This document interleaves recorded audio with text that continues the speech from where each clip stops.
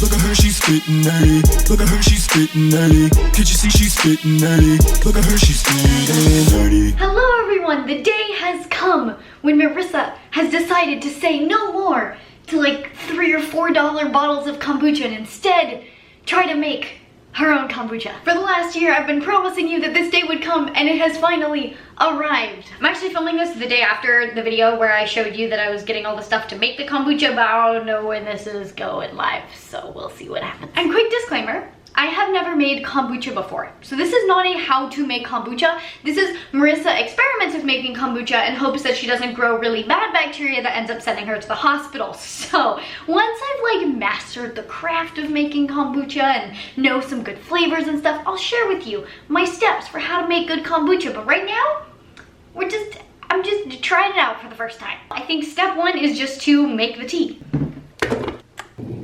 So we have our brewed tea. I just covered them both in nut milk bags so that the hot air could escape, but they wouldn't get like any particles or anything in them. So we will return once this has cooled down to roughly room temperature, which may be a few hours. We'll see. So a few hours later, all of my tea is at room temperature. There is one thing that I forgot to do earlier though, and that was add the sugar when it was warm so that it would dissolve nicely. Technically, I guess, theoretically, you can add the sugar whenever you want, so I could just dump it in, but I'm thinking about heating up just a little bit of the tea and then adding the sugar and then dumping that all in together. And then now, while this is hopefully, oh yeah, it's a little bit warm to the touch. Great, wonderful. Gonna add 2/3 of a cup of sugar. I did not think through how I was gonna mix this, so we're just gonna slosh it around a little bit, let it dissolve.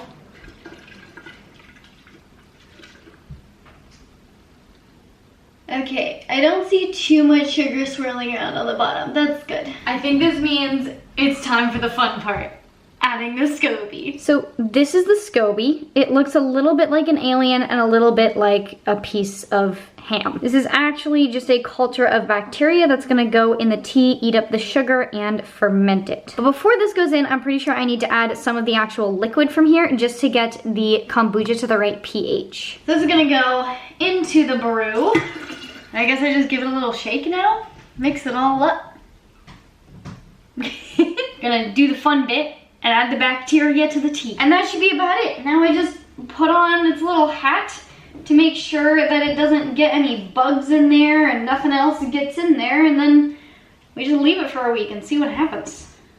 Science. Now all I have to do is find a nice, dark, somewhat cool but not too cold place to store this for the next week. I think I might put it in like my bathroom cabinet, not like in my bathroom, because that would get too moist outside my bathroom.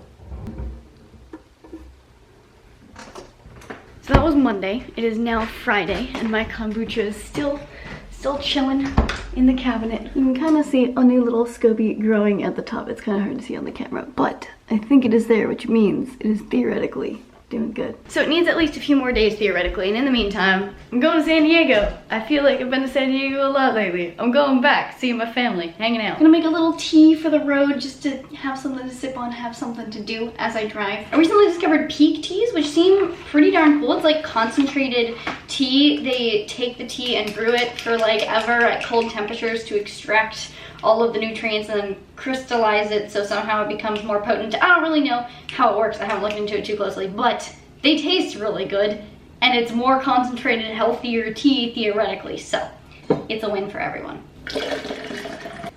Wonderful. And we're off. Well, we're getting gas first, but then we're gonna be off on the road to San Diego. Got some podcasts queued up, finishing off an audiobook that, oh my god, super excited about. I'll tell you guys all about it next video, but it's so good. It's kind of scary, but like, it's legit. I also decided to bring some cacao peeling nuts with me. I don't know if I'm gonna eat them. I started to get a little bit hungry, but I don't feel hungry anymore, so maybe bringing them was a bad idea, but they're gonna be sitting next to me for 2 hours, so that means I will probably be eating them regardless. I made it home safe and sound, and I'm extraordinarily excited because my parents got me an Oura ring for my birthday, and it just arrived. Look at the beautiful packaging. Oh, I'm so excited to start wearing this. So the Oura Ring is kind of like a Fitbit, but it's more of a health tracker than a fitness tracker. It has little sensors there on the inside of the ring that can sense your pulse and also your body temperature and stuff like that. So it can give you your heart rate variability, it tracks your sleep quality, and a bunch of other cool stuff. So I'm gonna play around with this for like a few weeks and then let you guys know what I think about it, but I am so stoked. I am now just making a super quick breakfast before I head off to the gym. I got some oats cooking up in some milk with, my mom has this like chai concentrate stuff. So I'm experimenting with this, and then I'm gonna add some shredded apple, and I added some vanilla. So it is a chai vanilla apple oatmeal. It's gonna be great. I definitely needed a bigger pot for this. Got my oatmeal, topped it with the rest of the apple, some hemp seeds, and just a little drizzle, little splash of maple syrup just for funsies. It is almost gym time, finally, but first, it is education time. As you guys know, I am starting a little bulk soon, and in my last video, I calculated my TDEE to start like at a baseline before I start my bulk, and I basically said that I used the IAFYM calculator to do so, and it's pretty accurate for me, but for most people, is probably not gonna be accurate. So I just wanted to quickly share with you guys basically the only accurate way to actually figure out your TDEE. Now, for those of you who are not as familiar with all of these terms, TDEE is your total daily energy expenditure, which is the number of calories you burn throughout the day. A lot of people confuse this with the BMR. Your BMR is your basal metabolic rate, which is the number of calories you burn when you're basically just like lying still all day, not moving. It's the number of calories that it takes for like your heart to keep beating and for your lungs to move and just basic bodily functions. Your TDEE is that plus exercise plus all of your just like regular movement throughout the day. Like I'm burning calories right now, that's part of my TDEE. And so your TDEE is the number of calories that you need to eat to maintain your weight. When you're trying to lose weight, you need to eat less than your TDEE, and when you're trying to gain weight, you need to eat more than your TDEE. You should never ever ever eat below your BMR. And in order to lose weight or gain weight, you need to know your TDEE so that you can either decrease calories or increase calories from that baseline. And to figure this out, most people use online calculators. But the problem with these online calculators is that they assume that you are the average human, but you're likely not average. If you've been through any prolonged period of calorie restrictions, whether intentional or unintentional, chances are you have a slower metabolism than average. If you have been lifting for a while and have been building a lot of muscle, chances are you have a faster metabolism than average. But there's also a ton of genetic variance in there and a lot of other factors that come into play. So I don't care if the IAFYM calculator or any other great calculator tells you that your TDEE is 2100 calories,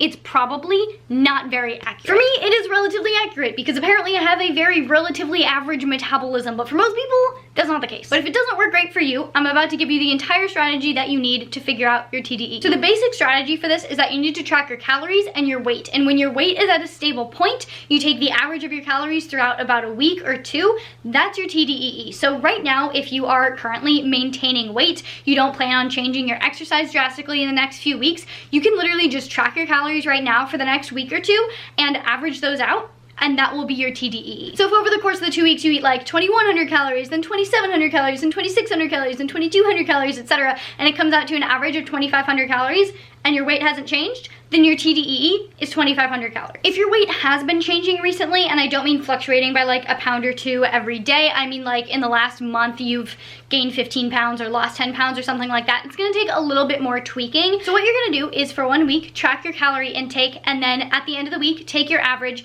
and figure out what that is. And then from there, it's kind of a process of trial and error. If you were gaining weight, you should decrease your calories by about 100 or 200 calories. If you're losing weight, you should increase your calories by about 100 or 200 calories, and then you retest. Take that new calorie number that's been adjusted according to how your weight was changing, test that out for 2 weeks, see if your weight changes. If it doesn't, great, you found your TDEE. If your weight does change, then you need to adjust your calories accordingly. If you gained weight, decrease your calories. If you lost weight, increase your calories. So every 2-ish weeks, you should reevaluate your weight and see if it has changed significantly. If it has, readjust your calories accordingly until you get more and more and more precise, and you eventually have figured out how many calories you need to eat to maintain your weight. For this process, it does not matter what your goals are, whether it's to lose weight or gain muscle, whatever. All that you're trying to figure out is the number of calories you need to eat to maintain your weight. Once you have that number, then you can adjust from there to fit your goals. If you want to lose weight, then you can take a deficit from your known TDEE, rather than what a random calculator thinks your TDEE is,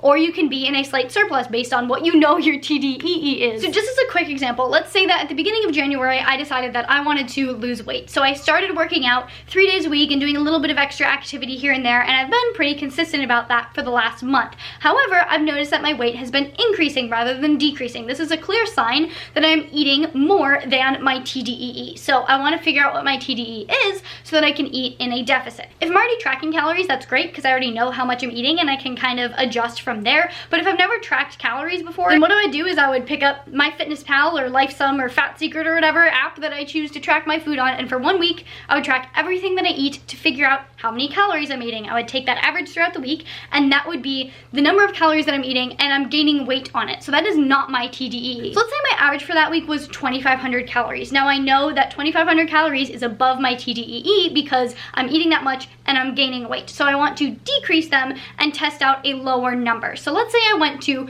2,300 calories. I would eat 2,300 calories every day, or at least average that every day over the course of 2 weeks, and see how my weight changes. If my weight is still increasing, then for the next 2 weeks, I might try to eat at 2,100 calories and see what happens to my weight. Maybe over the course of those 2 weeks, I lose a little bit of weight. So now I know I'm a little bit under my TDEE possibly. So maybe I increase to 2,200, and then I eat at 2,200 for 2 weeks, and guess what? My weight stops changing. I have found my TDEE. It is magic. So now I know that if I'm resistance training 3 days a week and doing a little bit of my extra activity, whatever that might be, if I eat at 2,200 calories, I will maintain my weight. Now, since my goal is to lose weight, I can take a 15 or 20% deficit from that calorie amount, and I know that I will be losing weight at a steady and sustainable pace on that number of calories. This is not only gonna give you a much more accurate estimate of your TDEE, but it's also gonna be able to allow you to much more safely estimate a good calorie deficit for you. So let's say that your TDEE, given how much you work out, etc., is 2,200 calories, but maybe you have a metabolism that's slightly faster than average. So a calculator tells you that your TDEE is 2,000 calories, and then it takes the deficit from there to lose weight. So you go down to like here, where instead a healthy deficit for you would be like here. And so you're eating this much less than you need to be in order to lose weight in a healthy and sustainable way. You're not getting as much nutrition as you could be, and it's just all around not as good of a time as being an appropriate deficit for your body and your metabolism. So I hope that all made sense for you guys. If you do have any questions at all about it, or if you need me to clarify anything, please leave it down in the comments below, and I will do my best to help you all out so you can figure out your perfect TDEE. But in the meantime, I'm gonna go to the gym because it's like almost 4 o'clock, which means it's about to get real busy because it's still the beginning of the year and we still got all the New Year's resolution people in there. So we're gonna go lift some heavy weights. We're off to go get dinner, a wonderful dinner at Urban Plates. Say hi, Mom. Hi, Mom. Everyone say hi to my mom in the comments. I know you guys love her. Here's your monthly dose of Marissa's mom. So I got some chicken and steak because I need that protein, and then I got some rainbow carrots with beets and some Brussels sprouts. And of course, a kombucha. My mom and I are about to do some face masks together. I know, we're so cute. For those of you who are a little bit late to the party, Sigmatic recently came out with their own edible beauty products. They came out with a face mask and a superfood serum, and both of them, literally, it has instructions for how to make it a mask and instruction for how to make it a tonic. Like, it's literally so clean that you can literally eat it. Like, it is a food, and you can also put it on your face. Okay, ready? 1, 2, 3, 4. Oh, that actually tastes like grapefruit juice. So it comes as a little powder, and you mix it with water. Oh, that smells good. And it's legit, like, the website says it's supposed to taste like Mexican hot chocolate. It smells like Mexican hot chocolate.